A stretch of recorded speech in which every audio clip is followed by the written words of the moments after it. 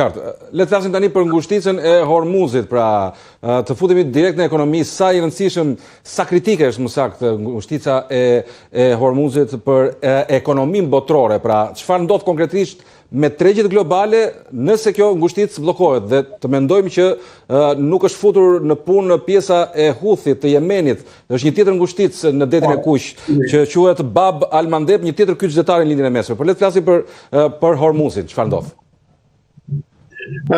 Faktikisht, nëse ta krahasojmë me shëndetin, pra është një infarkt, ose është një para-infarkt por ekonominë botërore.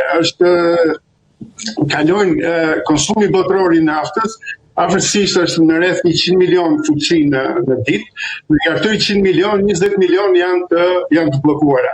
Dhe nga këto 20 milion të bllokuara, mënyra alternative, si për shembull ai naftësi që ka futur në punë Arabia Saudite që e nxjerr naftën në detin e Kuq, ose një naftësi tjetër që ka në Emiratet, e zgjidhin një pjesë të kërkesës.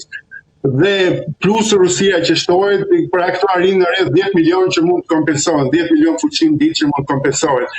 Pam që u hop në treg rezerva më e madhe strategjike që ishte nga vendet e ndryshme, do të jetë rreth 400 milion fuqi nafte. Dhe edhe kjo e ka zbutur në një farë mënyrë kërkesën dhe e ka zbutur diferencën, po këto nuk mjaftojnë, përsëri ngelet një diferencë. Dhe diferenca është akoma më e madhe lidhur me gazin. Me gazin është gati më shumë se 20%, afërsisht 25% që kalon nga Hormuzi dhe ku pikërisht pra Emiratet e Bashkuara edhe Katar janë ato që prodhojnë gazin e lëngshëm që shkon në gjithë botën. Por jo vetëm gazin e lëngshëm, janë dhe plerat kimike, pra qoftë plerat azotike, por edhe plerat fosfatike që prodhohen, që kanë për bazë sulfurin, i cili është një byproduct, pra është një produkt dytësor i përpunimit të naftës.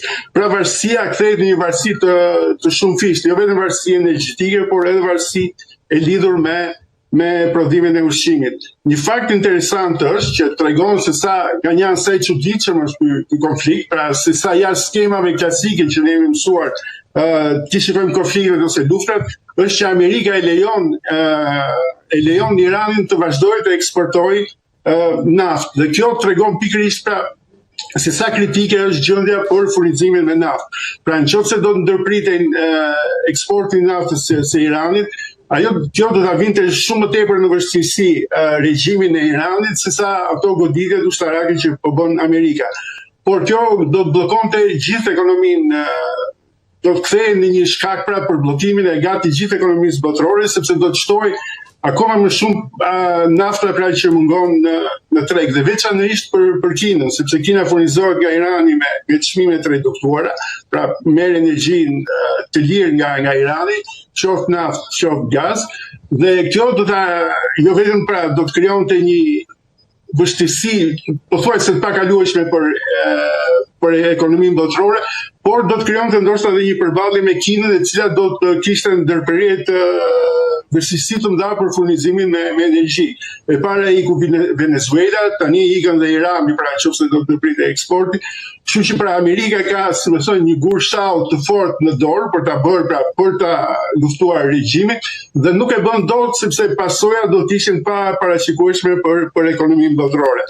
Dhe këtu ndërtohen dhe skenarët, pra skenarët janë që shpresojnë pra që lufta të mbyllet brenda një muaji, siç ka thënë Trumpi, dhe po arrim drejt këtij limiti, pra janë rreth 20 ditë që ka nisur nga konflikti. Ndoshta shpresojnë që pas 10 ditëve të mbyllet, por nëse do zgjasë më shumë, pasojat pikërisht pra për shkak të rritjes, për shkak të panikut, për shkak të pasojave, efektet do të jenë të parashikueshme ose do të jenë shumë të rënda për ekonominë dhe për të gjithë.